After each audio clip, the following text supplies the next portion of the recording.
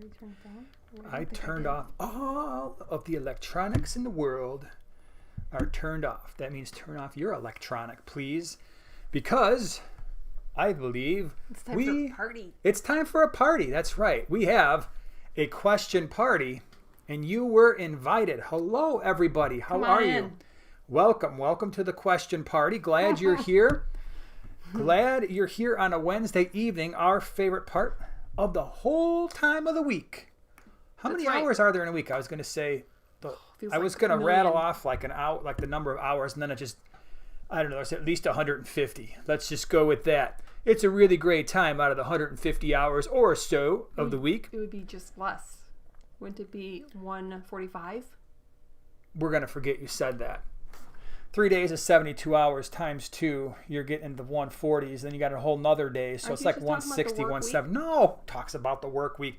Nowadays, with everybody kind of doing things from home, the work week blends into the weekend, which blends back into the work week. You don't know what day it is half the time anymore. Can any of you relate? You wonder, what day is it today? Well, thank you so much. Like I said, thank you for being here. Our plan today is we don't really have a huge plan. I'm not going to go rattling on for 15, 20, 30 minutes talking about a thing.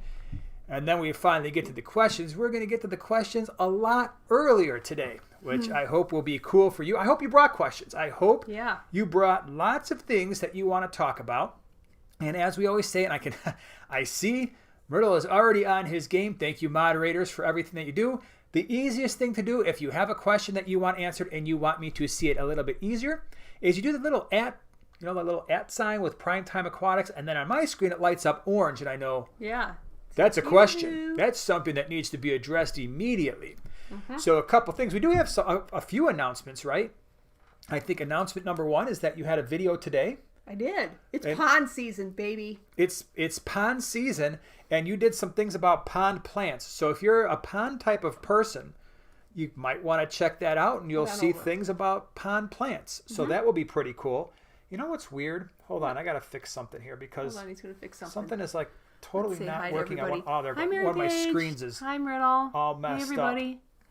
Well, way to go, covering that. So yeah, you had the pond one, and that's on the small scape. That's her channel, not Primetime Aquatics. Monday's video was second episode, so some of you kind of enjoyed the problem-solving video that we did where we outlined a few tanks and we give you, okay, here's the equipment in the tank, here's the size of the tank, here's the inhabitants. Something is wrong. We got to figure out what it is. So it's kind of like a fish test. Only you don't have to worry about failing. It's okay if you don't get it all right. And every once in a while, even with some of the things, I might leave out something that other people might have thought about, like, oh man, this might not work either. And I'm like, you're right. And then he'll regrade the test. Yeah, and then what's going to happen at the end of the year, we're going to have a final exam. And that's when we decide whether or not you can continue to watch the videos. No, I'm kidding. That's not true. Like, fine, we'll just leave. I don't know why nobody watches anymore. Because you set a stupid rule. Then, let's see, what else? Tomorrow we have our members video coming out, so hopefully you enjoy that. We'll talk about some special things. And Friday, I don't know what video I'm going to release for Friday, but it's going to be a good one on Primetime Aquatics. And you got your Saturday thing. So we've got, once again, lots of videos coming out. Hopefully you will enjoy them. So that's our story. And then in a little while, we're going to talk about a special development that's happened over the last couple days. So stay tuned for the special development. Wow. I know that was very ambiguous. Finn Wiggles, thank you so much for the jumping #1 fan, dude. Appreciate it. Glad you're here. Thank you for being here. So yeah, you got anything to add that you want to talk about? Oh, Rippling Water, welcome. I think you mentioned something about the background. Today it's brought to you by fire. Yeah. We've gone with red. Don't worry, everybody. Our area is not actually on fire. It's just the lights. It makes it look so lifelike. All right, let's get into some questions, man. We're just going to jump right into it today. Well, go get him. James is here, and he says, Joanna, you helped address the issue of fin rot in my betta. He looks gorgeous, but fins still white at the tip. Been a month on treating that. Safe to say, not fin rot. I mean, I know I talked to you a little bit about that, but it could just be the fin growing back. Yeah, we did have a betta that it looked kind of like that, but it was really just kind of like the under part. But after a month, you would think the fin would start growing back. Yeah. So that's the question too, is the fin getting, if it was being eaten back, is it getting longer? Is it still staying the same? Is it shrinking? Because that shouldn't be happening. So sometimes that's something to kind of consider too when you're dealing with bettas and fins. But he's been medicating. So what should he do now? So it depends on what kind of medication too. So I don't remember, if you could James, throw that in the chat at some point. What you said that you had tried. And did you move him to his own little tank out of the community or keep him from the community? I think that was your plan. Was he separated from was he put in isolation? Michelle, thank you so much for the thumbs up. I've never seen that one. The little thumbs up hand. Cute. Thank you so much. Aww. And James, thank you so much for the little, hey you dude. Appreciate it. Thank you. All right, let's see here. What else we got? Aquatic care. Will 2 fancy goldfish be okay in a 20-gallon indoor pond with more filtration and weekly water changes? 2 fancy goldfish be okay in a 20-gallon indoor pond? Temporarily, they will be, as they're, if you bought them at the store and they're little, like the little tiny guys right now, they're all cute and like a couple inches and they're just like a 2-inch little bubbly sort of fish. But eventually, they will need something larger, just because they can grow fairly large. So I would say I'd probably be shifting them into at least a 40 at some point. It might not have to be done right away, but it's definitely something to think about. But cool, those are cool fish. Gary, can yellow labs get along with frontosa? That's a good question. So Gary asks, can yellow labs get along with frontosa? I've seen it mixed. I've seen it done. Really? There's a couple things to consider. I would say thing number one is most of the time yellow labs, which is an Mbuna cichlid. So for those of you who don't know what a yellow lab is, it's an Mbuna cichlid. Gets about, the males are going to get around 5 inches. The females slightly smaller, 3.5 to 4 inches. They're relatively active, so they're going to be far more active than your frontosa. So sometimes that can stress them out. It can stress out the frontosa a little bit. They are definitely going to outcompete the frontosa for food. So that's something else to consider. So when you're mixing those two, yellow labs, like most Mbuna, will go absolutely crazy every time you throw food in the tank. And frontosa are more chilled out when it comes to feeding, at least the ones that I've kept. They're always like, hey, I'm going to be a little civilized. There's some food. Chomp. Where the yellow labs are like, oh my gosh, it's food. We might never get fed again. We need to eat now. So that might make things a little bit more challenging. The other thing to consider is the eventual size. Frontosa are going to get much, much larger than the yellow labs. And the aggression levels could be an issue. So if you wind up with some yellow labs, some males that tend to maybe assert themselves a little bit more in the tank, they can actually pick on and bully frontosa. So if it were me, would I mix them? I guess that's the real question. If I were keeping frontosa, would I mix them with yellow labs? For me personally, I wouldn't. Now again, I've seen people do it. I wouldn't, only because of those things that I mentioned. I would just, frontosa are really cool when they are being frontosa, and that is they're in a big tank, in a group, chilling out with the most glorious fins you've ever seen, and they're very relaxed. They're not super active fish, but when they are in that larger group, that's really something to see. And so if they get a little stressed by the yellow lab, sometimes you don't get that frontosa type behavior. Daryl, thank you so much for being here. Glad to see you. Glad you're here. Thank you so much for the super chat. There popped up. We go back up. James left Betafix and Melafix, and he's still in quarantine. Okay. The other thing you could potentially try if you want to try something is the Maricin. So that I have found works fairly well for that type of thing. So you can take a look at that if you want to try something different and see if that fixes it. If between those three meds, if that's not fixing the situation, it might be tough to fix if it's indeed some type of fin rot. But I would think between those three, it should do it. Mm-hmm. And if it hasn't gotten any worse, that's good. Yeah, for sure. Mm-hmm. All right, let's see here. I saw when I was scrolling down, Flynn's Fish Forum. What? What's going on, Flynn? man? Glad to see you're here. Thank you for being here. It's been a long. So here's a fun story. Last time I saw him, it was. We're gonna pull old people. Oh, yeah, we're gonna. We remember you were like this big, and And yeah, we were at Aquashella, I think. No. Aquatic Experience. But this might have been, what was it, like 2017, 2018, somewhere in there. It was in Chicago, yeah. Yeah. And I remember you were there, and it was a lot of fun. And my gosh, but thank you so much for being here. I'm glad you're here. Hope everything is well by you. I know that you've got your business going on, which is pretty cool. So I try to keep up with what you're doing on Instagram. And if you haven't checked out his Instagram channel, definitely worth it. Does a lot of cool things with his maintenance. Every once in a while, he shows some cool tanks that he's doing. So cool. Awesome, man. Appreciate you being here. Dave from Iowa. Hey, Dave. I am saving a betta. I'm saving a You said Super Scaper. I'm trying to read. Now you make me so I can't even read the thing. I'm saving a betta out of a bowl, putting it in a 7.5 gallon, buffering with purified water because of 8.2 pH. Was going to add some platies. Good idea or something else? How many? Okay, so bettas and platies in a 7.5. I might go with something else. The only reason why, I guess there's two reasons why. First reason is certainly it's not a certainty, and that is somebody might get angry. Either the betta or the platies, and in a 7.5 gallon tank, there's not a lot of space for them to go.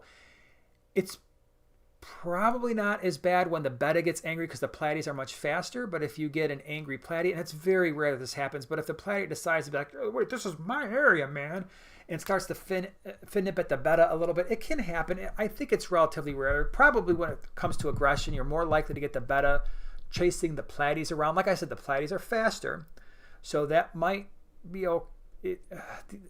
I can't say I've ever seen them together. No, I think in a 7.5, I might opt for something potentially smaller. Like I know in your 7.5s, what do we have the glow light tetras in there, and that's great. We're actually worked out. Now again, that's not always going to work out. Sometimes you even get tetras that are like, ooh, long fin betta. Let me go ahead and see if this tastes good. So the gold tetras worked out well too. The gold tetras, the glow lights, where in a 7.5 you can still do 6 or so, and it doesn't look overly cramped.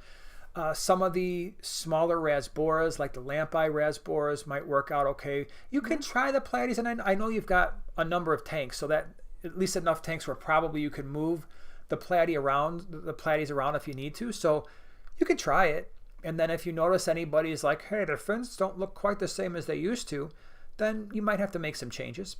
But yeah, I mean, it's not a horrible idea, that's for sure. All right, let's see here. Scrolling on down. Felicia, huge guppy female, had 2 fry.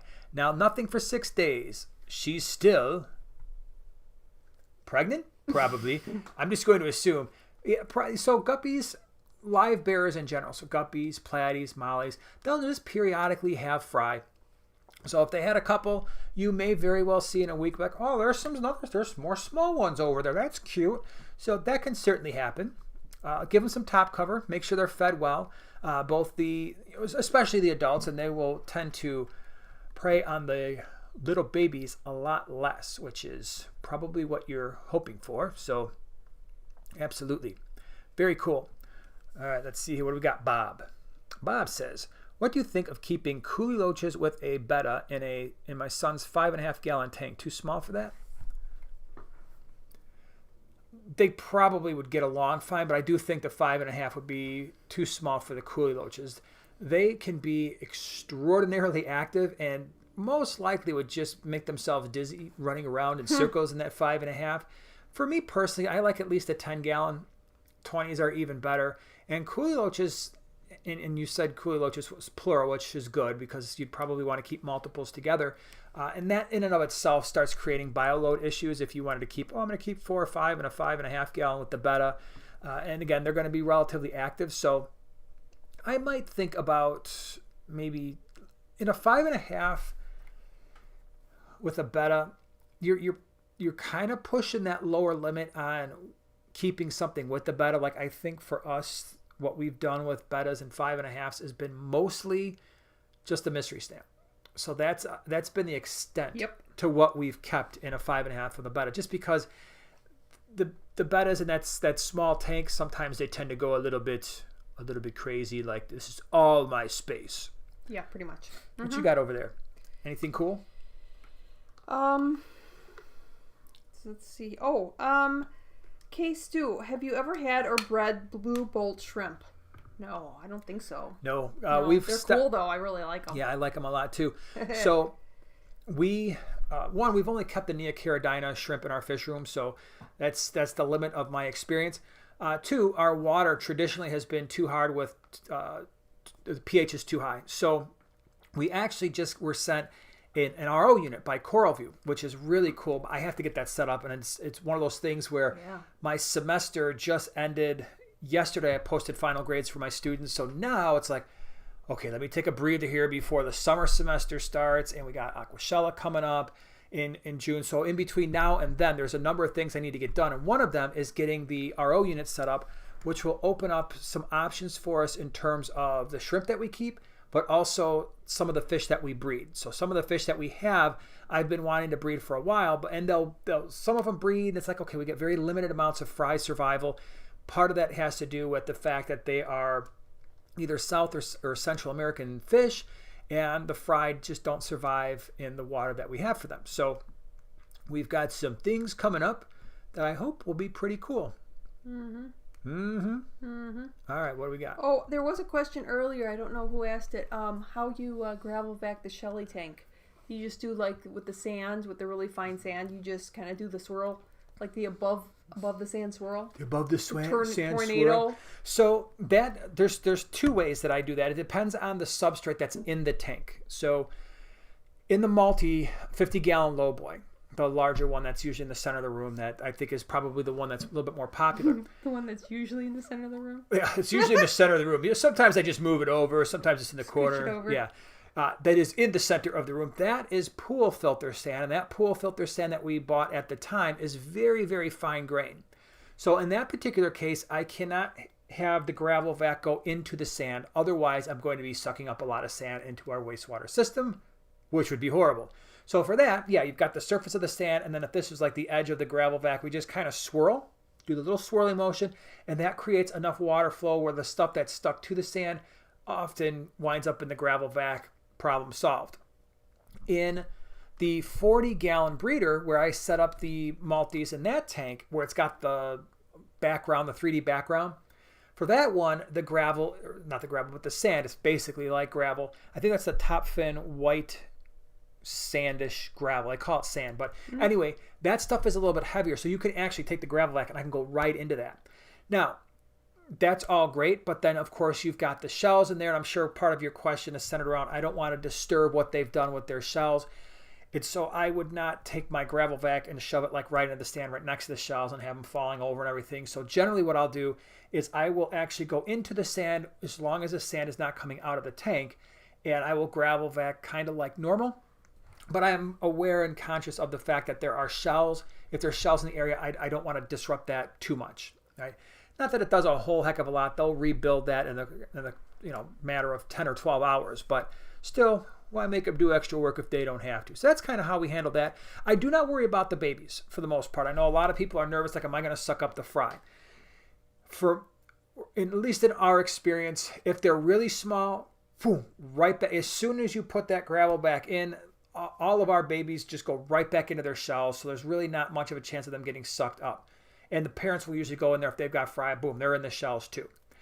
If they're smaller, they often scatter. Not a lot of fish are like, oh, you know what, there's the gravel back. Let me see if I can go for a ride. At least not the shell dwellers. So I know there are some fish that, like, you're in there and they're picking at the thing. Every once in a while they get sucked up. You're like, really? My Heteranura formosa. Yeah, I find that to be the case with a lot of live bears. I don't know if it's because they're not very smart or they're just extra curious. They're crazy. But like, yeah, the platies, guppies, oh my gosh, guppies would do that all the time. When we had, back in the day, in some of our early fish videos, fish room tours, we had the guppy party tank.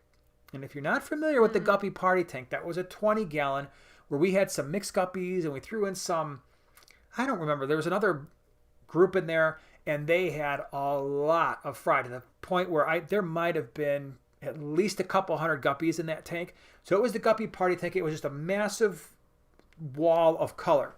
But those guys, I'll tell you, even when it wasn't a full party yet, man, they just love to get sucked up into the gravel vac. Luckily, we had like we use the was it top fin ones?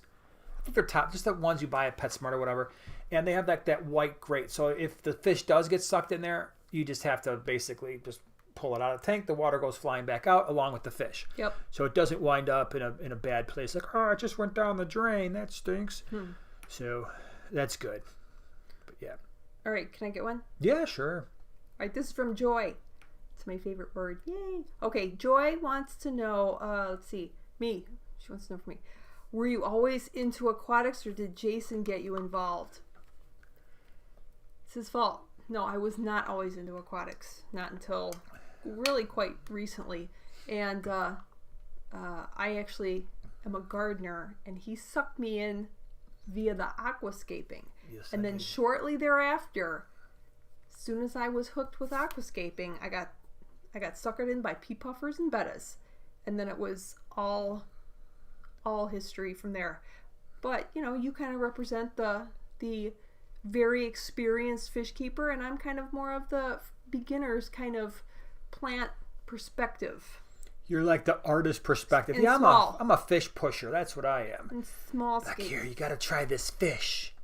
First, I got like her hooked on the plants, and then I switched it up. I'm like, nah, I'm going to get you on the fish. This tiny fish? And it's all that it took. Bonnie, thank you so much for the super chat. So glad you're here. Thank you. I really appreciate it.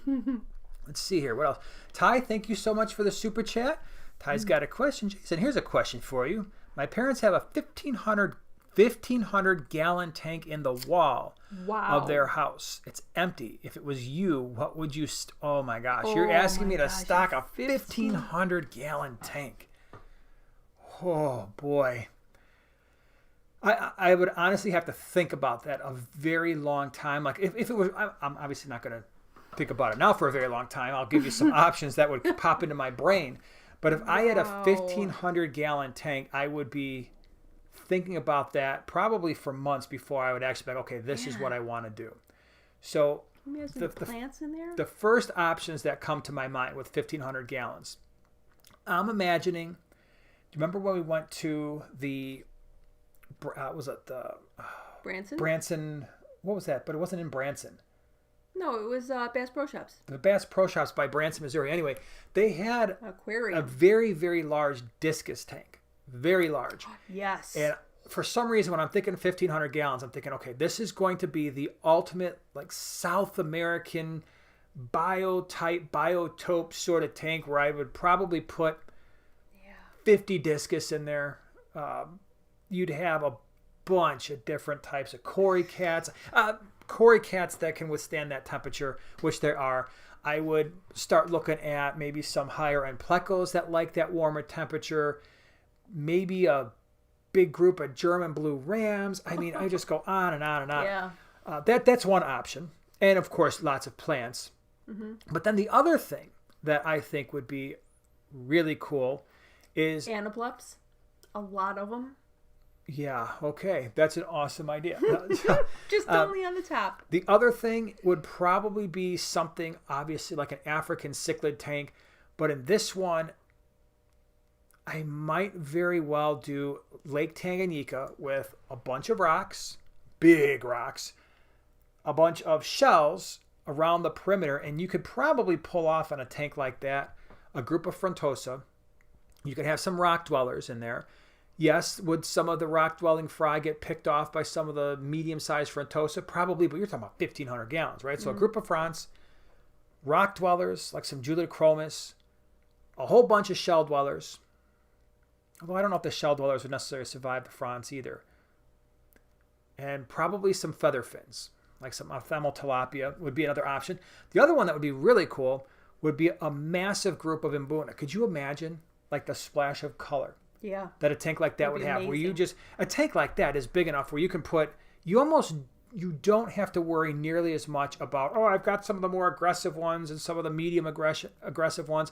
You'd probably have enough rock work and certainly enough space where you could do a lot there with those. So those would be my initial guesses. What would you do? Oh, I couldn't even imagine I would actually make it into a like a pondscape. That's what I would do. A pondscape, okay. Giant pondscape, or even like a river that was like Yeah. winding. Mine would be like totally. When I said South American crazy. biotope, that was what I was thinking. Is where you've got the big roots coming down and Yeah. a bunch of leaf litter on the bottom. It would just be, yeah, it'd be cool. That's a great question. So, Ty, the bigger question is, are you going to get the tank, or are you going to go set it up? Because that would be pretty awesome too. Yeah. Take Let's see pictures. here, Joyce. Thanks, Lav. She likes a warm glow. The warm glow, yeah. That's contributing to the warm room, I think. I know. We were going to put the fan on, and then I was looking at the decibels, like right 5 minutes before. I'm like, just throw the fan on, see what happens. She put the fan on, I'm like, nope, it increased the background noise by like 40 decibels. I don't know, whatever this thing is, 4 decibels, 40 decibels. I'm like, it's probably not going to be good audio then. So Yeah, so we're just going to sit here and boil. It's be, fine. like, sweaty. Let's see here. Snail Team 6 says, Jason, putting together a 20-liter for Shelley's. This weekend will be cycled quick 12th tank at the moment. Any lead on where to get multis? We get asked that a lot. And that is not an easy question to answer because most people don't ship them. So I think what you're going to probably have to do, there's always 2 places that you can look. One is the Wet Spot, and the second one is Aquabid. And I know Aquabid, you're kind of taking your chances a little bit more, but those are always the 2 places that come to mind. If other people have places where you can get shell dwellers at a reasonable price and that they ship relatively healthy, be sure to put that in the chat section or the chat comment section, chat comments. But yeah, it's going to be a great tank. It's just finding them, I know that once we get going in this fall, we'll start up all the swaps and auctions again. So I'll be bringing a lot of Shelleys there, but yeah, they're hard to ship. That's one of the reasons why they're a little bit harder to find. Want to hear a couple funny things? I do want to hear a couple funny things. These are funny. All right, guys. From MNC Aquatics, hashtag Jason's fault. That's a new hashtag. Because Really? you're the fish pusher. Yeah. Oh yeah, I am the fish pusher. And then That's always my Jennifer fault. said, this is her suggestion in the 1500. And I would have to concur. 2 pea puffers. 2 pea puffers. That would be a be great amazing. game. It'd be like, where are they now? And if you can find Where's them. Waldo and where's Yeah, Geraldo? that's right. Although with a 1500, could you put a small shark in there and just go saltwater with it too? I thought that would be your first pick, is to put a shark in there. I'll put a baby grouper in there. It'll be like one of those things where, every once in a while you'll see like a picture, like Ohio Fish Rescue, that one video one time where there's like a pacu and it was like in a 75-gallon tank and the thing was basically sticking out. That'd be me with my grouper. It'd be like, I had a 1,500-gallon tank. I thought it would be fine. Like, dude, didn't you know those groupers get to like 500 pounds? Yeah, but it was a big tank. It should have been okay. It's just sitting there like barely enough water to move or to live. That would be cool. Someday. That's going to be the other fish that goes in my pond, my giant saltwater pond. Sharks, groupers. It's going to be great. It's going to be dangerous too. And crocodiles. Don't forget the crocodiles. That's happening as well. It's going to be the coolest pond ever. All right, let's see here. Samuel Wolf. Any idea why Malawis are colorful while Tanganyikans are more morphologically diverse but less colorful? That's a great question. And the short answer is I'm not exactly 100% sure why that is, other than to say that obviously the breeding patterns, so the females are attracted to that color, which is one of the reasons why you see, even with the peacocks in Lake Malawi, the males are all super colorful, and that is attractive to the females. I suspect it also probably has something to do at some point with predation in the lakes, where maybe the Malawis were not being, at least the Mbuna cichlids and the peacocks were at least in a region of the lake where they were not as prone to predation, where maybe the Tanganyikans were. And so they had to blend in a little bit more. And the other reason could very well be maybe the lake turbidity. And so maybe it was the brighter colors made it easier for the two to meet and fall in love and have fry. But those are all speculations on my part and not anything based on, I read this and this is the reason. So, but that's a great question. All right. Gus wants to know, do you guys have any experience with green dragon bristlenose plecos? And if so, do yours change colors like his does? Sometimes he has white, other times just green. Well, ours just are always green. No. So the thing about bristlenose plecos in general, other than like the albinos and to a certain extent the super reds, but the standard browns and the green dragons, I have found that they do change colors, and especially the standard browns. It really depends on what they've got going on in their environment. I know, because of our gravel is so like, it's normally a cool colored gravel, but with them it just leaves them. Well, it depends. So in the 40 gallon, we have a lighter colored sand, and they look really nice. Like just the standard browns, they are brown, but they've got like white spots to them. They're lighter color. They show a lot more color. You take those exact same fish. People think that they're a different strain sometimes. Like, oh, what kind of bristlenose is that? I'm like, it's just a standard bristlenose. I can take this exact fish out of this 40 where it's on a light colored sand and put it in a tank that's got a black background and black gravel, and it will turn dark brown. The green dragons are very similar to that. They will alter their color somewhat based on the substrate, based on the background, and sometimes just based on their mood. So I found for the most part the green dragons tend to look, I wouldn't necessarily call them green, right? They're kind of like a different shade of brown with a little tiny bit of green mixed in. They're kind of army green. But what I found out, I'm curious if yours are the same way, yeah, kind of like an army green. If your green dragons grow slower than the standards, because mine grow extremely slow, like very, very slow. But yeah, it happens. Let's see here. Matthew, he says, what do you think? 6 yellow labs in a 55 gallon tank, 3 females, 3 males, would it be good? You're going to probably have better luck just if you're going to do 6, do 1 and 5 or 2 and 4 would be a better way to start. And then eventually they're going to breed. If you've got enough rock work, you'll see some fry survival. If you don't have enough, they're going to eat most of the fry. I think a 55 gallon for yellow labs is acceptable for sure. I mean, size-wise, temperament-wise, they're not very aggressive. But yeah, I think like I said, I might go 2 and 4 or even 1 and 5.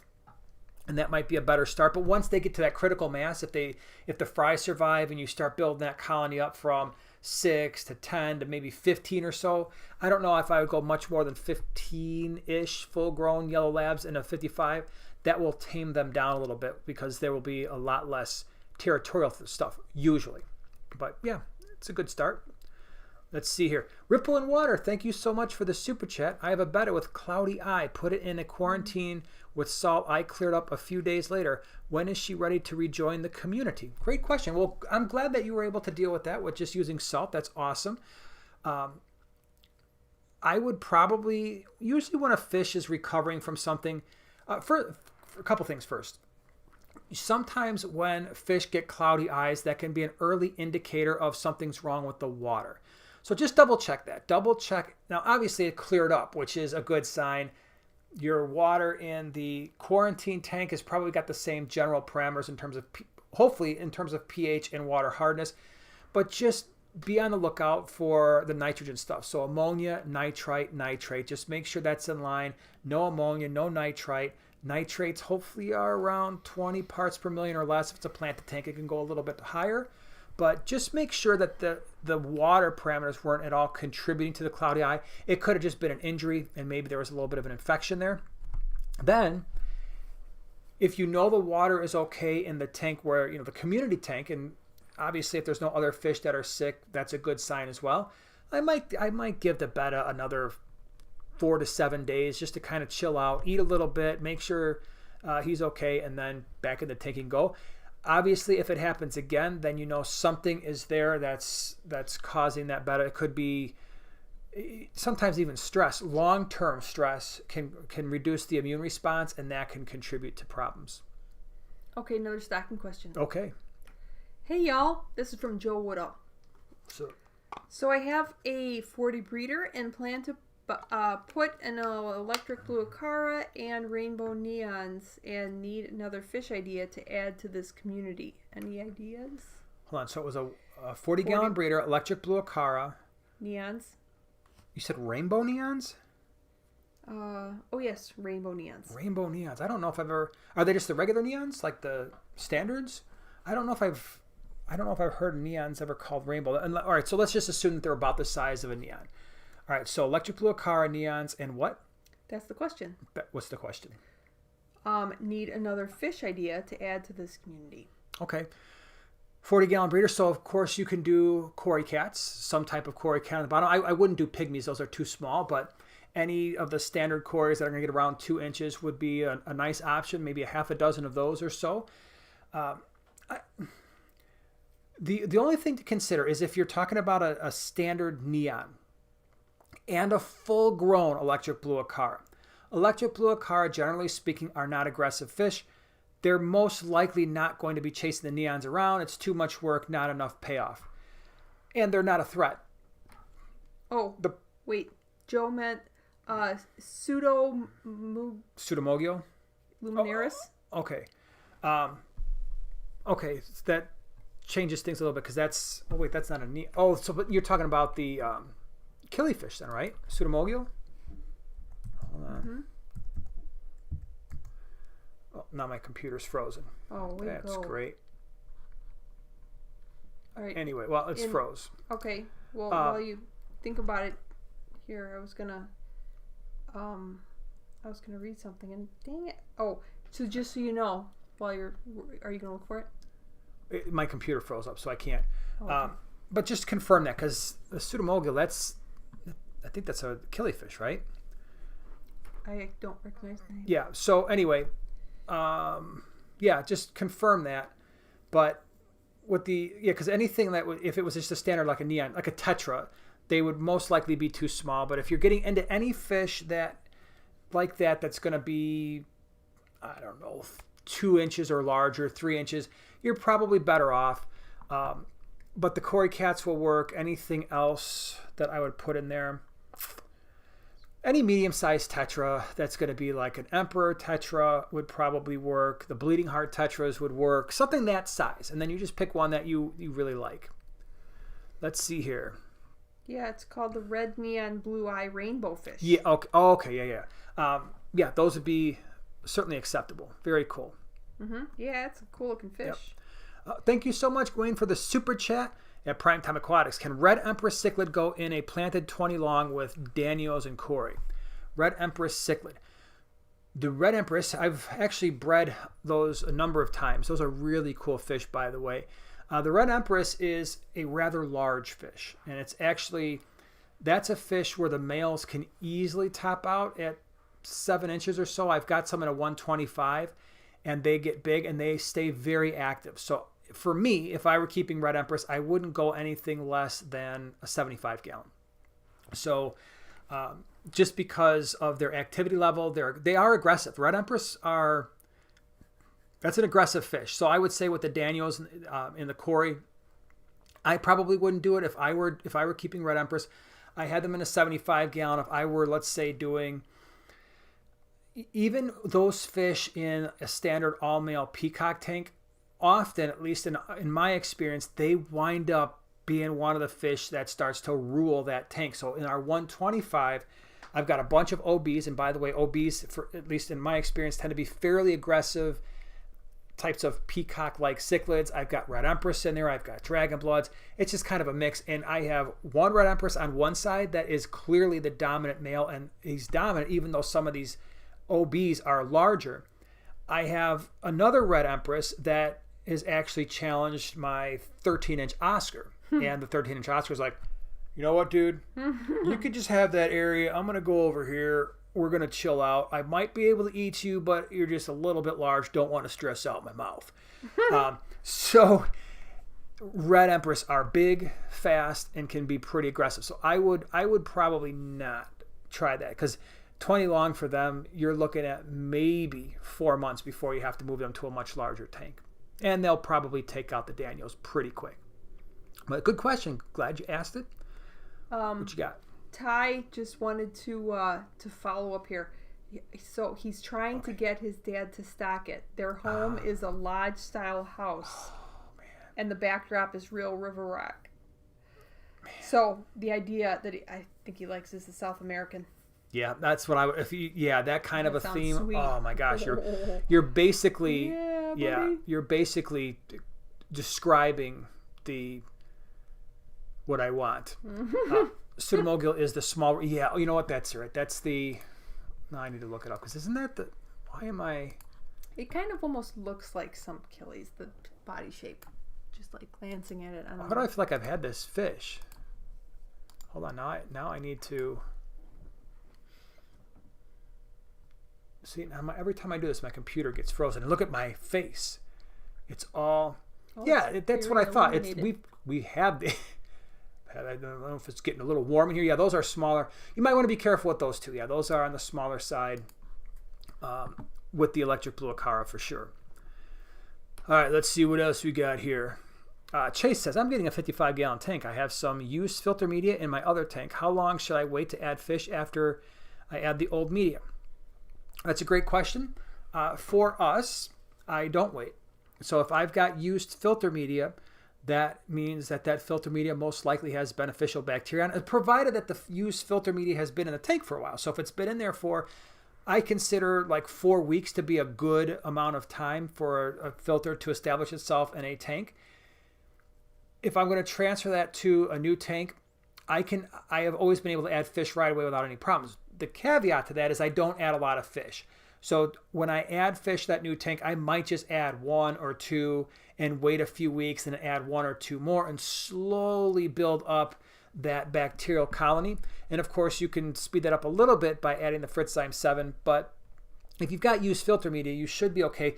Where people get into problems is when they're like, oh, I got used filter media. I chucked it in the tank and now I basically fully stocked my tank, because the misconception is that your filter is the primary source of your beneficial bacteria.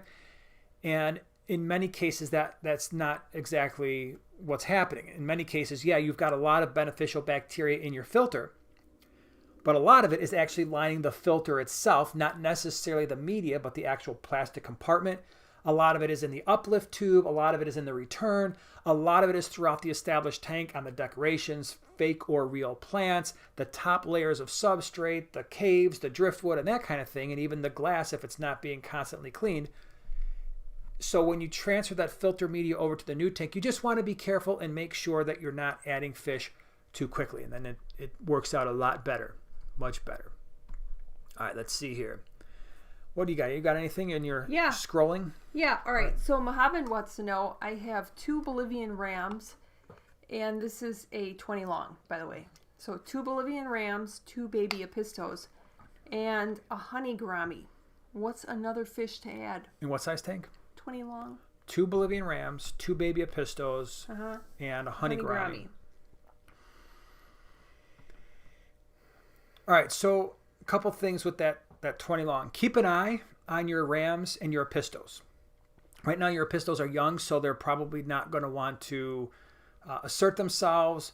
Bolivian rams, if they're a little bit older, may at some point want to do that. A 20 long, if you get a breeding pair, might not be enough space for them to solve their issues, especially if they, like I said, if they start to breed. So you're going to want to keep an eye on those 4 fish. You may wind up in that situation with a male who decides this is my tank, and you may have to think about a backup plan for the apistos or the rams and potentially moving them to a different tank. But if they're working, obviously don't worry about it. If they continue to work out just fine, obviously you've got no issues. So the honey gourami is there, most likely not going to be a problem unless the fish start to breed. Other fish to add right now, assuming that you have a backup plan for the rams and the apistos. It can be a little bit, the reason why I'm hesitating, it can be a little bit hard to answer if you wind up with a breeding pair, because there might not be a lot of fish there that are super safe from their wanting to protect stuff. So for me, normally what I would do in a 20 long is if I didn't want any of my fish breeding in there, I would only add 1 apisto or 1 ram, and then that generally works out okay. If there's no breeding issues in a 20 long, I mean, those are small fish. They're not particularly aggressive. So you could do a half a dozen, maybe 10, any type of neon or tetra that's going to be somewhere between a neon tetra, but not much larger than, let's say, a Colombian tetra. All right, so around that size.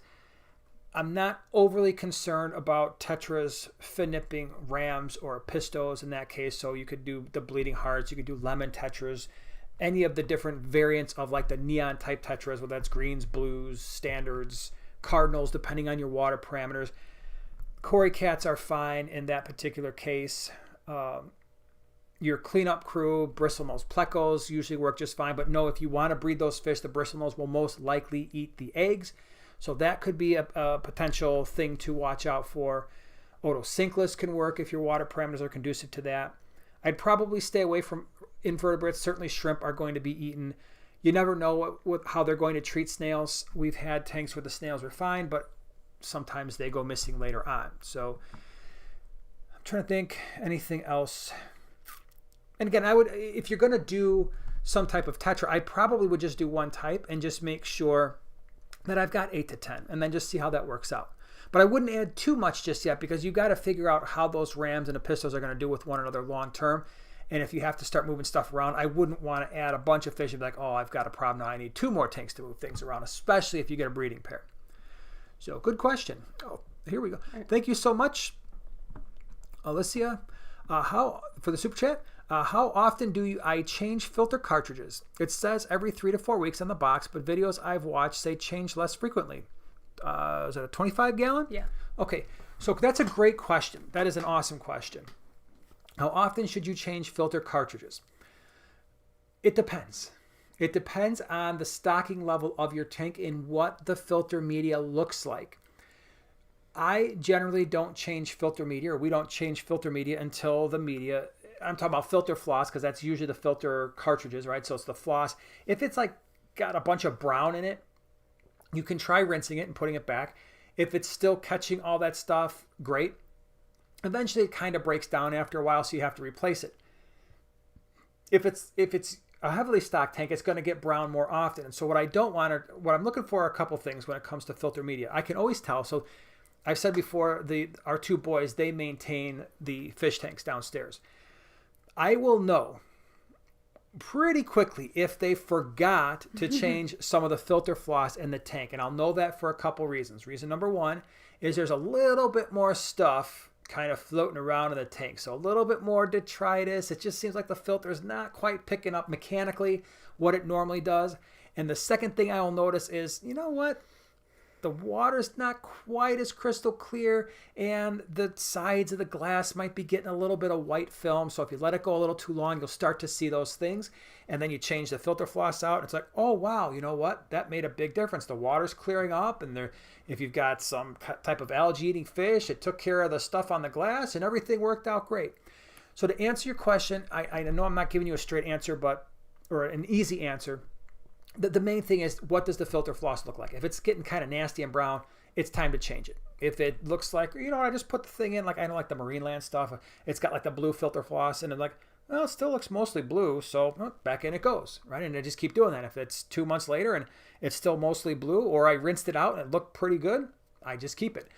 The other thing to consider too with the cartridges, and this is a video, it's like the 2nd or 3rd video I ever did, was how to get away from using the cartridges that come with the filters. That's where they make all their money, right? They're going to, for a 25 gallon tank, it might only cost $30 or $40 for a hang-on back filter, and then you're paying $6, $7, $8, $10 for a package of those cartridges that you're now changing. Yeah, they want you to change this stuff every couple weeks because they know you're going to be spending a bunch of money, right?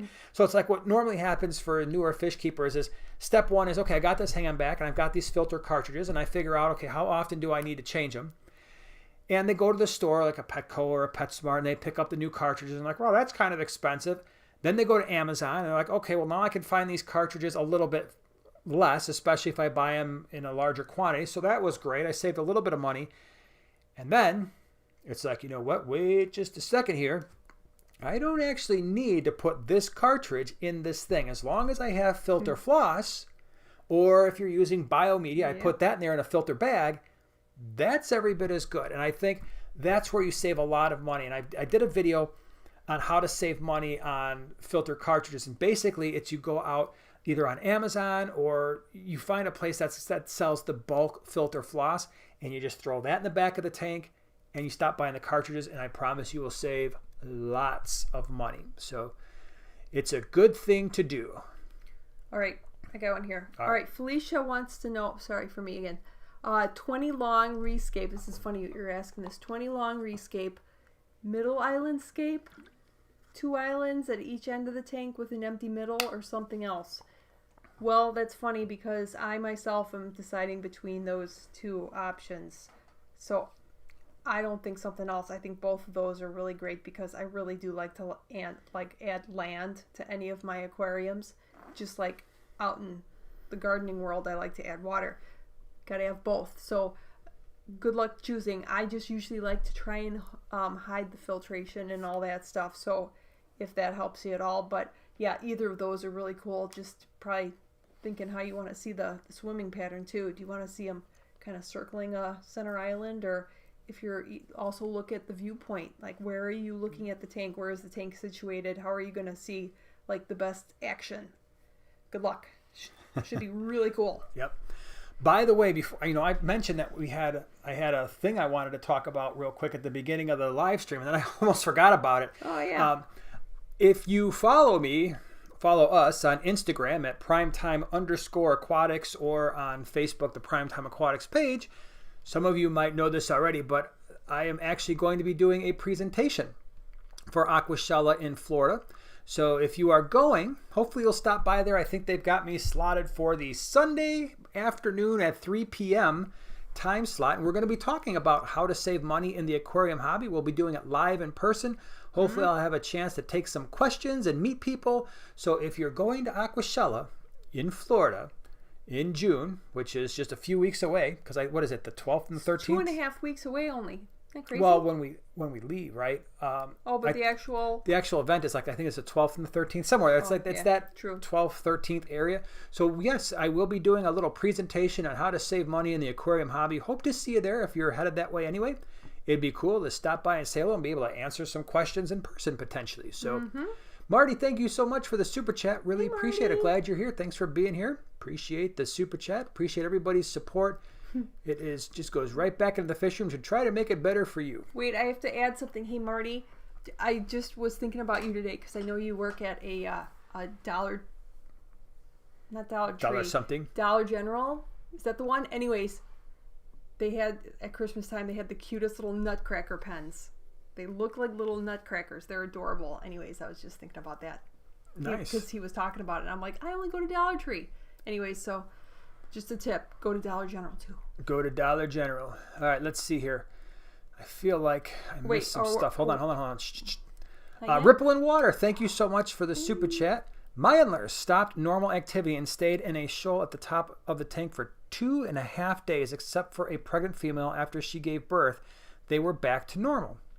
That's pretty interesting. So your antlers stopped normal activity and stayed in a shoal at the top of the tank for 2.5 days, except for a pregnant female.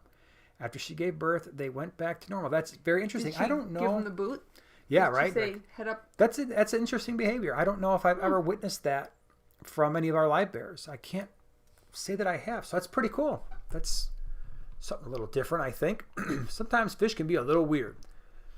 Oh, Delta Charlie, this is the question I saw that I wanted to answer. Have you ever needed to start a tank over completely? My 29-gallon isn't working out. After about 6 months, I keep losing beginner fish. Params are stable. Have I ever needed to start a tank over completely?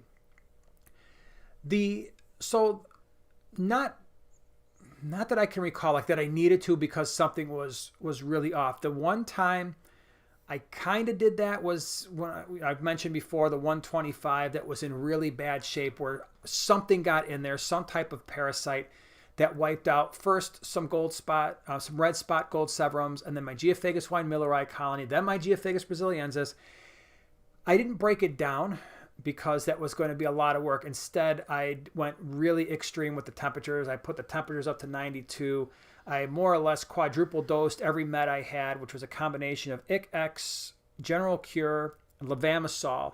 Left it that way for a month. And I dosed it. I just absolutely annihilated that tank. And I figured, okay, if anything is living in here after this, good luck with that. I'm sure I destroyed the cycle and everything else. But at the end of that, when I was able to put my fish back, and by the way, I do not recommend this if you've got fish in the tank, or even with plants, that could be a bad thing. And it could be costly. Sometimes it's easier just to break it down. A 29, I probably would have just broke down. But the 125 was like, oh my gosh, I've got all the wood, the rocks, the substrate. Everything's going in here. I really don't want to have to completely rip it apart and start over again. So that's what I did. And it did work. And I mentioned this before, but I actually had a bristlenose pleco survive that. I didn't know it was in there. I felt so bad when I'm like, what in the heck is this thing swimming around in here? So it survived that 92 with all of that quadruple dosed meds for like a month. And the Anubias survived too. And then after that, it was fine. But for the 29, if you've got something in there, it's like, oh my gosh, something is killing my fish. And you know the water parameters are stable, and you know that they're within the reason, where the fish should be. No nitrite. No ammonia, no nitrite. Nitrates are low. Yeah, maybe something was just brought in there, and it's time to break it down and just start over again. If you do that, obviously, you're going to have to basically recycle the tank. So you're going to have to get rid of the filter media, probably do a 10% bleach solution in your filter compartment. And depending on what you want to do with the substrate, I probably just get rid of it. If you wanted to do a 10% bleach solution on any decorations and leave them in there overnight, that could also be helpful. So that's probably the way that I would handle a 29. Okay, let's see here. What else we got? Do you have anything you want to add over here? Yeah, Ty, or I think that's Ty, asking, since you use the top fin sand for your betta tanks, do you ever have to deal with the sand clinging to micro bubbles even after a few months? Yes, especially if I don't rinse. I'm not really a big rinse the gravel, rinse the sand person. So if you do not rinse it out real good before you set up the scape and you just put the sand in, add the water, you will be dealing with those little floating bubbles of sand popping up to the top for quite some time. And I laugh because I find it funny, because that is one of those things that really annoys you. And it doesn't bother me at all, because I actually find it therapeutic. Like, you get the little sand, maybe you guys could, maybe you can relate. The little sand goes to the top, and I just like to poke it. I know. And then it just goes down. And but then it lands on my Anubias. It's kind of like cutting the lawn or shoveling snow or something like that, where it's so satisfying. I actually kind of want that to happen. It's like, boom, and it all just sinks, boom. But yeah, for you, you get all angry about it. Yeah, I don't like it at all. You're becoming an enormous green rage monster about the whole situation. I'm just like, oh, cool. And then, then she yells at me, look what happened. Now the little sand granules are on your plants or something. And then I get a whooping. Yep. Abuse. I get abused. That part's not true. Christine says, just ordered cherry shrimp from Flip Aquatics and saw a video shrimp like cooler temps. I keep tanks 76 to 78. Can they adjust to those temps? Well, congratulations on getting some cool shrimp from Flip Aquatics. They are a channel sponsor. We love them. First of all, do they like cooler temps? Yes. It's actually it's one of the cool things about New Carolina is they are perfectly fine at your typical room temperatures, 66, 68, 70 especially. Will they do fine at 76 to 78? Yes. And that's where we keep all of ours, because our fish room is kicking at around 78 to 80. Now, a couple things about that. One, the lifespan is reduced. So instead of getting a few years, you might get less from your shrimp because you're keeping them at a higher temperature. Their metabolism is going a little faster. They're going to eat a little bit more. It also speeds up the reproductive times of the shrimp, and it's going to speed up the amount of time it takes for the shrimp to mature. So you're going to get faster life cycles out of them. They're going to breed a little faster. You're going to have to watch water parameters a little bit more just with the warmer temps. But they're 76 to 78 is fine. Like I said, I've been keeping them at 78 to 80, and that I know that's pushing it, but we don't generally have too many problems. Our shrimp breed for us fairly well. So, all right, let's see here. Tyler says, I have a common pleco right now, and there's only 7 inches. Any ideas I can make or find at a thrift store for when it reaches its top size?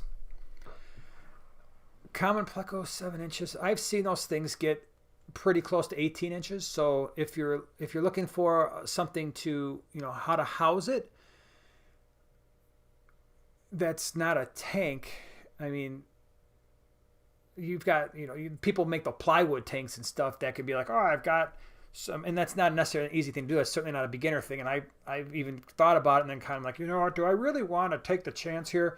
But that's the kind of thing you're looking at with an 18-inch common pleco, is a really large space.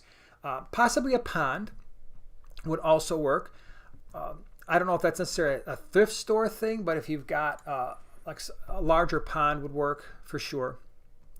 Vidwiggles, what could cause my outdoor tub to start testing positive for chlorine? 50-gallon, 2 weeks since last. I thought, did I see this? Did you? Why do I feel like I saw this question? Maybe, I don't know if it was you that asked it or somebody asked it somewhere, and I don't remember if it was on one of my videos, like a comment, or I saw it online somewhere. Tested positive for chlorine, 50-gallon, 2 weeks since last water change, 0 nitrates, ammonia, no substrate, 12 thumb-sized goldies. So yeah, so the chlorine, I don't remember if it was you that asked this or I found it somewhere else, or maybe I saw it on one of my social medias and I forgot to answer it, which would make me feel horrible. I question whether or not the test is working, especially chlorine gases off extraordinarily fast. So one of the questions I got a lot when I did that video on how we clean our sponge filters and chlorinated tap water, and we don't worry about it, we don't get any ammonia spikes or anything like that. A lot of people came back and asked, well, wait a minute, what about if it's chlorine? You did something, the study that you presented was based on chloramines. The reason why I did it on chloramines is because they're far more stable than chlorine. So chlorine gases off really fast. I don't think, my guess is that the testing kit that you're using is messed up. That is my guess, because if you've got an outdoor tub, if you've got any water movement, some kind of an air stone, something like that in there, chlorine just doesn't last very long. So unless the tub is releasing something into the water, like maybe there's, if it was coated with something, maybe, I don't know. I mean, can you test your tap water and see if you get that same reading? Because that would be a nice control, right? So maybe you test it at first when it comes out of the faucet. You're probably going to get some chlorine in there. Wait, put it in a glass pitcher or something with an air stone. Wait a few days and see if you're still getting a chlorine reading. If you are, then I would tend to think that something's wrong with the testing strips, especially because at least in the comment that I saw, and again, I don't remember if it was you or not, but someone was using like Fritz ACCR, and it's like that stuff will absolutely neutralize the chlorine. So I think it's the test strips. I don't, in that particular case. So that's my best guess, at least. May I? You may. Okay. All right. So who is Jenny anyway? Hey. She's asking me, how are your plants from PetSmart doing? I can't seem to keep mine alive. PetSmart, I get, I get Anubias and Crips, generally. Oh, and some Bacopa, the little gel cultures of Bacopa and Crips. Those are fine. For me, they've done okay. The only issues I've had were Petco, the Java ferns, some of them, but I put them all into one tank where they just didn't get along. They're doing pretty much okay in other tanks. But generally speaking, knock on wood, I have okay luck. I know a lot of people have had other issues with even like Anubias having issues from the tube plants. So I don't know. Yeah. That's too bad. Part of that could be to try floating them. You can float just about everything. Sometimes the Anubias gets weird if you float it and it goes upside down and things start growing. But anything, especially anything that's a stem plant, you could try floating it and see if you have better luck, at least initially. That can be helpful.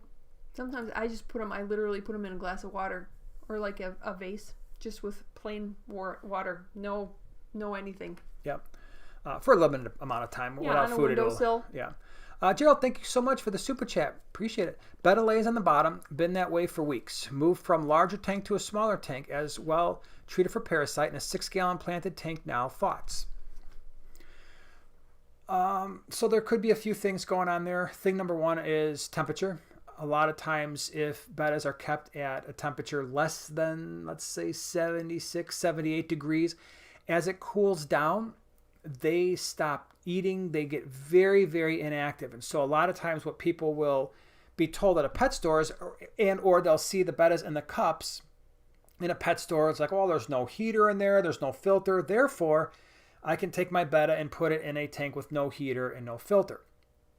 The no filter part, it's like, well, you kind of want some gas exchange going on at the top, so a little bit of surface agitation, not a lot. The no heater thing becomes a problem because when you get those temperatures lower, they really do shut down. I've never had a betta that did well at room temperature long term. They usually will be like, okay, I'm fine for a day or two. They eat a little bit, and then I just don't think they digest their food at room temperature. So that's one thing. So if it's not a heated tank, that can be an issue.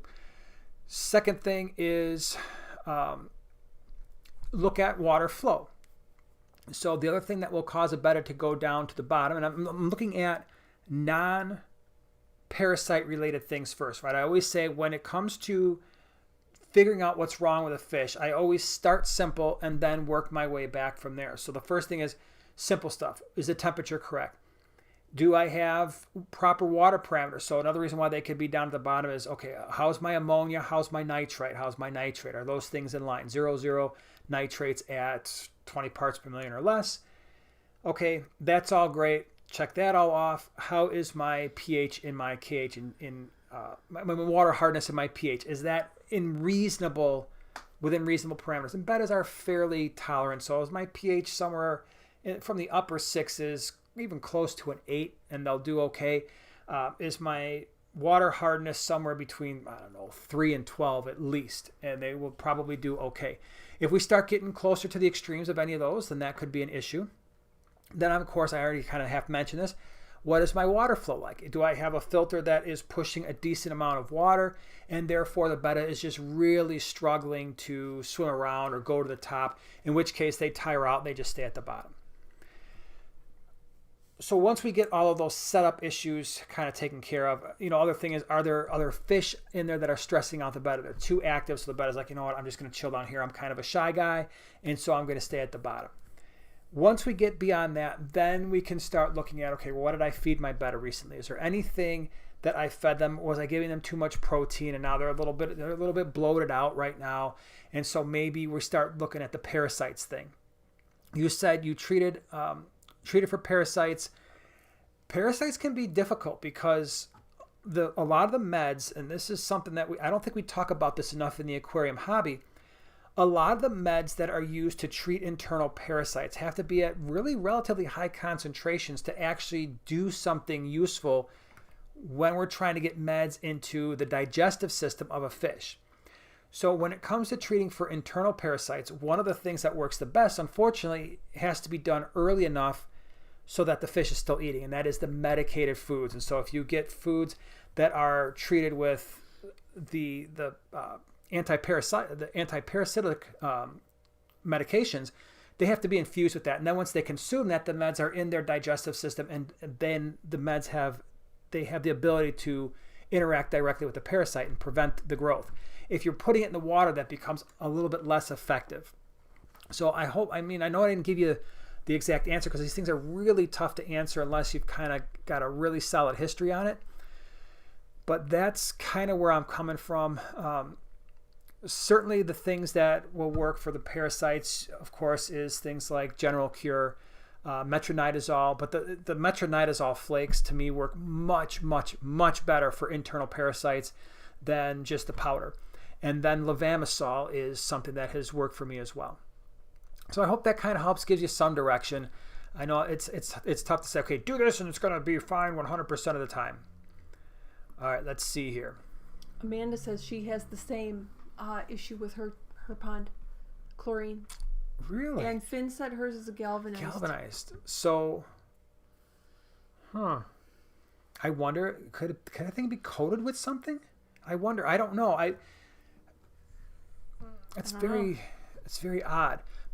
Just test the water. I'm curious, and I would love to follow up if you can in a comment section or something, or send me an Instagram message and just say, yeah, I followed up and my water was chlorine free, because I don't know, what's going on there, and it was chlorine free for forever, right? So you put it in a glass jar, get an air stone bubbling, and just go ahead and test it. right when you put it in, then do the dechlorinator, test it again, and then just leave it go for a week or two and see if you're getting any type of chlorine reading. Because if you're going 0 and then you keep testing that tub and you're getting the chlorine, then maybe there's something going on with the actual surface of that tub or something that was put in there. All right, let's see here. Mariah, would you do weekly water changes on a fuller populated community tank? I do gravel vac and have testers. Just wondering how many days you'd go. For our fish room, and part of it is just because we've got so many tanks, we do with a couple of exceptions, all the tanks get water changes once a week. There's a few of them that have to get at least 2 to 3 times a week just because they're stocked a little bit heavier, especially now with the swaps and auctions not happening. We've got like shell dwellers that are breeding like crazy and bristlenose plecos and that kind of thing. I prefer to do smaller, more frequent water changes. And by frequent, I mean weekly, right? I generally don't do more than once a week, like I said, unless I've got stocking issues going on there. But you said fuller populated community tanks. So yeah, weekly is good. Again, what I'm using as a basis for my water changes is where's my nitrates from right after I change the water to right before. So as we go through the span of that time. So for you, especially if you've got to plant a tank, maybe you changed water and your nitrates are down to like 10 parts per million. And then you test it again 7 days later. It's like, well, it's only 15. Why bother? You test it 2 weeks later. It's like, okay, now I'm getting to like 22, 25. And you do a 30% water change or 50% water change. And now it goes down back under the 20 again. The second way to look at that is, okay, I tested my water after a water change and it was down around 10 parts per million. A week later, it's at 15. Well, maybe I do a smaller water change and get it back down to 10, but now I'm only changing out, 5% and see where that gets you, or 10% and see where that gets you. That's generally a less impactful way to do it than, I changed water, I waited 2 weeks, and now I got to do a 75% water change. Some fish, like some cichlids, will actually breed because of that. Others, they get a little stressed out. Let's see here. All right, here's a question. Okay. I know how I'm going to answer it. Let's see right. how you answer it. All right, Gerson wants to know, I want to pick up a fluval flex, very cool, but can't decide on color. Thoughts? White looks so clean, but the white background would be dirty looking in the tank. What would you do, white or black? If you look at my fish room, you'll see it's always dark colors. The few times that you've done light, I have always said the same thing. I'm like, okay, this is going to look good now. And then you're going to be really not happy in about, 8 to 12 weeks. You got because life takes over.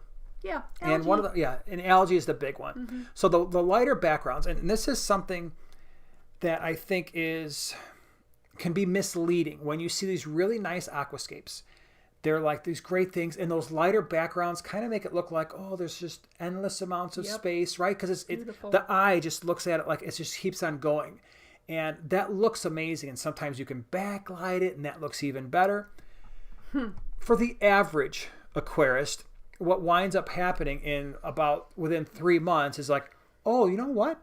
It turns out, in addition to all the plants and fish I added, other living things take over too, like brown algae and green hair algae and just the regular, like that hard green algae, and all of a sudden that's coating the back of your tank. But problem is you got the light in there, and now you got to reach back there and try to scrape it, and every time you do, it's stirring up stuff. And so for me, I tend to go with the darker backgrounds because algae can grow on there and it's not nearly as visible. Yeah, both Amanda and Regina said the same thing. Get the black. Yeah. I think you'll be happier long term, unless you're like really into scraping algae. All right, let's see here. Mr. Goby wants to know, do you guys have gobies? We have, yes. Some. We have. Hennechuensis? Yep. Rhinogobius hennechuensis, which is one of, I love that fish. We only have a couple left. At this point, we only have a couple left because that was like 4 years ago, probably 3-4 years ago when we got those. We had a big group of them, and they are really fun fish. And then the, what are those other ones? Siphodon? I think is the other one. Like the blue neons, we have those as well. Much smaller than the rhinogobias. So yeah, gobies are my favorite. I always say if I were going to do saltwater, it would be a goby tank. That's probably, that would be the main thing. Like, but I want seahorses. Well, you can get your own saltwater tank and do seahorses because I don't know if they go together because I don't know anything about saltwater, but it would just be, everything would be based around the gobies for sure. Let's see here. Delta Charlie says, are any of the Aquashella talks going to be live streams? Makes sense this year for sure. I don't know. And a number of people asked me that question on Instagram today when I posted that we were going to be doing the talk. I'm not sure if they're going to be doing live streaming some of that or if there's like I don't know. I have no idea. I think at this point they're probably just like, okay, it's been now a year and a half. It's crazy. It's been a year and a half. Yeah. At least. Yeah, because in fact, because it was a year and a half ago when the last thing that we did was an aquatic experience in New Jersey, and that was October of 2019, somewhere in there, October, November. And then everything happened. So all of 2020 is gone. And now here we are in June. So it's been over a year and a half. So I'm fairly certain that they're just going to want to try to get things running and get people, the people that are there in and out. And like even the Fish 2 booth this year is going to be cool, but it's going to be more centered around just meeting people. And so the people that are there, it's just going to be more interactive, hopefully with the people that are there. So we're just trying to make sure that it goes well and people enjoy being there. So I'm not so sure there's going to be a live stream, but I also am not the person in charge of all that stuff. So I don't know. All right, let's see here. I saw a question about a question, and hold on. So if you got something, go ahead and... Okay. Yeah, let's see. James said, Joanna, has anybody ever had success keeping two male bettas together? Is there ever a rare chance that works out if the tank's large enough? The only way that I can see that ever happening is with the Mahachai. And we did that for a while. There were a couple females, a couple males. Yep. And it worked just fine. Until they got skinny and died. Well, yeah. That was when we had all the problems on the wall. Yeah, on your wall. There was a disease that was impacting bettas in the fish room, and then we lost after a water change. We lost some of that's when we lost our tinfoil barbs, our ballast shark, a bunch of bristlenose plecos, a bunch of them, and then something whipped through that wall, and I don't know what it was, but we lost a bunch of bettas, and the Mahachai we lost that whole group. But yeah, we were able to keep those together. But the standards. No, not unless you got a massive tank, and I mean really big. Like I've known people. 15. Yeah, that would be a great time for bust out the 1500. We got two male bettas in here. They can't even see each other. Those little tiny eyes. Oh. All right, let's see. I'm just kind of scrolling through here. Cheryl, I know. Don't you love seahorses too? Seahorses are cool. Tasha says she broke a 20 tall today. That's why I'm late. That stinks. I'm sorry that happened. That really stinks. Oh, no. That stinks. Yeah. Wow, Jason, you nuked that tank. Yeah, the 125. I wasn't messing around. I was so angry and just sad and hurt. I mean, you're talking about, I just rattled off a bunch of my favorite fish, right? So I've got the Severums, and I've still got one. Yeah. I've got one pair. So I had 6 of them, and I wound up with a male and a female gold spot or red spotted gold Severums. And the male, I look at that fish now, I'm like, that male is absolutely outstanding looking. And Geophagus wine miller, I had 9 of those things in that tank. They were like this big. They were in a 10-gallon quarantine tank for like 2 months until we got that 125 set up. And they were like this big. The video's out there. I mean, if you go back to, hey, we set up a 125, it's one of those videos. They were so pretty. And they all slowly died. And then I thought I had it beat. And then I killed all my Geophagus brasiliensis doing the same stupid thing. So... But there's good news. Kay Walker says you can keep gobies with seahorses. Oh, that is good news. All right. So if we ever venture out that way, we're gonna do it. Seahorses and gobies together. Cool. Snail Team 6 thoughts on 11-inch Dojo joining an Oscar tank, 4-inch. Yeah, I'm sure they'll be fine. Dojo loaches are kind of crazy. Oscars are pretty easy going. I don't see why not. Might as well. You'll probably need a bigger tank eventually for the Oscar, but for right now, it's 4-inch Oscar. He's going to be, well, they're the only 2 fish in there. Maybe you can hold out for quite some time. Let's see here. Ripple in water. I always break the glass lids to my tanks. Yeah, that was one of the things that when I did the video about comparing glass lids to polycarbonate, the polycarbonate's great because you got to be really careful because you get used to using the polycarbonate, like the greenhouse siding. Highly recommend if you're going to do that, use the 8 mil because it's a little bit thicker and it doesn't sag. But you'll just get used to those things. You'll be stepping on a ladder, like if you've got a tank that's double stacked, you can just take that and just kind of toss it and it hits the ground. It's not going to break or anything. It doesn't do anything. And every once in a while, I have a glass lid. I think I'm just going to chuck it down on the ground. I have to stop myself from being into that horrible habit there. So glass lids can, when they break, that stinks. Let's see here. Still scrolling down. So for the mahachais, what happens if it was just a couple of males? I think at some point, weren't the 2 males left? I don't know. And I don't have enough. I mean, we only kept them once. So I'm not experienced enough with them to know like how they do long term. I just know that we had a group and it worked out for quite some time. It's in a 7.5 gallon.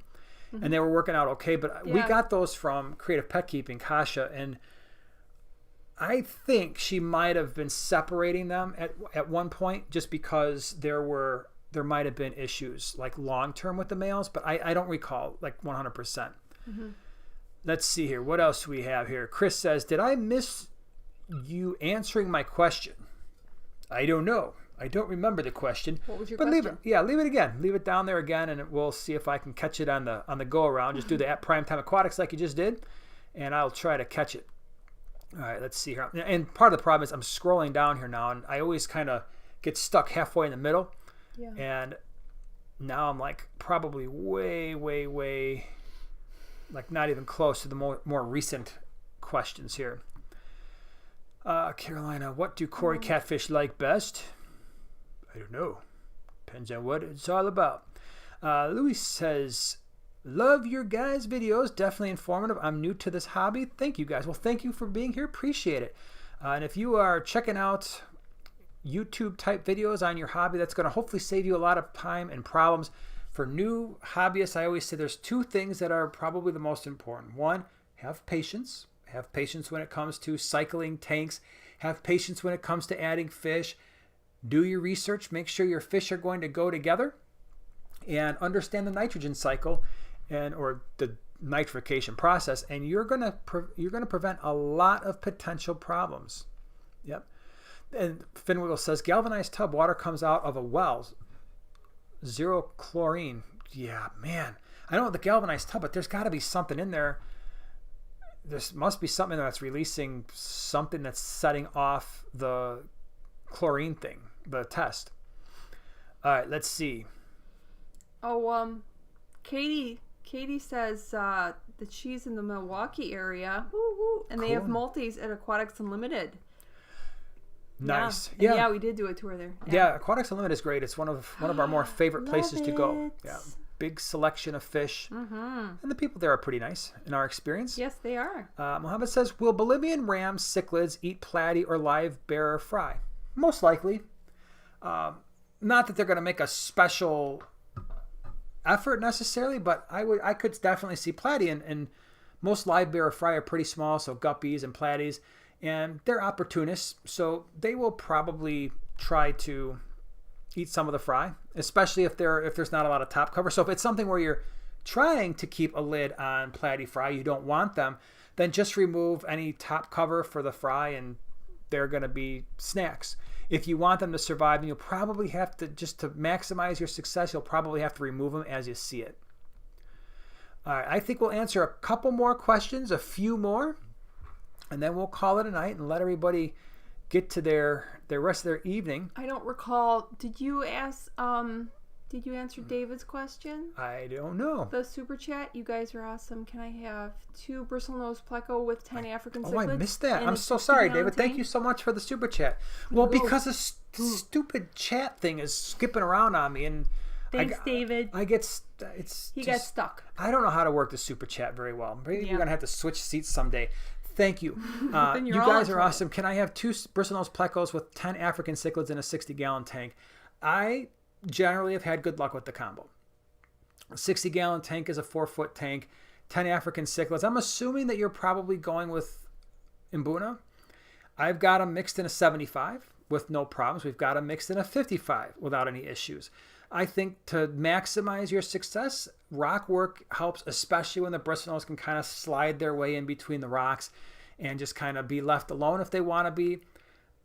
I think perhaps one of the reasons why we've had good luck in general is I added the bristlenose plecos in just about every case at the beginning when the cichlids were still young. Maybe the success rates go down if you've got, like, let's say, close to full-grown African cichlids and you try throwing a 2.5-inch bristlenose in there and they're like, hey, what's this thing? And they might start going after it. But I think the reason why, we've had such success is just the fact that they are always added to the tank at the same time, and the bristlenose aren't significantly smaller than the African cichlid. So they just get used to seeing them and they're like, all right, whatever. This guy's here. It's cool. Here, there's a question. Alrighty. This is a good one. It's like a puzzle. One, huh? All right, Lincoln wants to know, I just got a brand new floating betta log and it will not stay in one place. Oh, I know how that goes. Any suggestions on how to stabilize it? Well, I'm thinking you could get a suction cup for the side. They have those little ones that are meant to hold like a leaf or something like that. You could probably do that, and maybe with a zip tie or the scaping snake. It's not what it's called. That's just what I call it. It's at Petco, moss vine. It's in their plant section in a little like flat package, and it's like a little like moldable ropey thing that has Java moss wrapped around it. Maybe you could rig up something like that. I don't really know. That would be cool. Guess who's here? Who's here? Right there. Miss Grumps. So this is not a this is the truth. What were we just talking about? Like a month ago. So I sit here in a normal day and Joanna's got her little work area about 5 feet away, and I looked and I was like, what happened to Miss Grumps? I'm gonna have to find her on social media and find out if what's going on. Yeah. Because I know you said you got busy and everything, but it's interesting because we get used to seeing certain names and comments on videos and everything, and I'm like, what happened? I wonder where did she go? Well, I'm glad you're back. Thank you so much for the super chat. Glad you are here.